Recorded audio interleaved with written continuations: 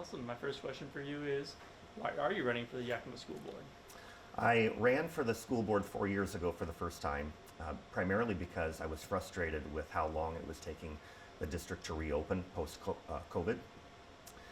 That was one of the reasons for me to get off the couch and get involved.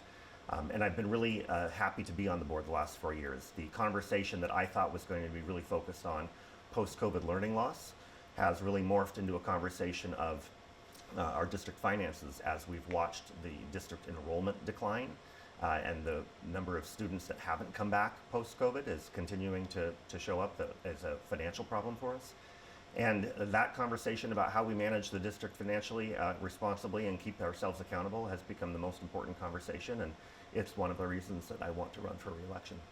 So, my next question for you is, what experience do you have that makes you stand out to other candidates? Sure. I was born and raised in Yakima. I went to Yakima Public Schools, graduated from Yakima Public Schools and from Central Washington University. Came back to Yakima after graduation and was involved with the Yakima Schools Foundation for about 8 years. That's a local nonprofit that raises money for classroom expenditures inside the district. And as a result, you get to learn a lot about the cool things that are happening inside the Yakima School District. You get to see a lot of the very, very fun activities that are happening that need attention, but don't always make the headlines. And so it kind of equipped me not only as a graduate from the district, but as somebody who is able to see a community perspective on what our schools have and offer and what we need. Gives me a well-rounded perspective to approach the position. Awesome. And then I think that a crucial part about when you're being reelected is that you can recognize where you've grown. Where do you think you've grown in your 4 years on the school board?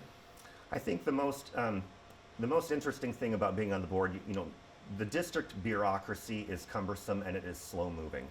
The progress that you would like to see as a board member is sometimes slow to proceed, right? And it is sort of frustrating to have to wait sometimes.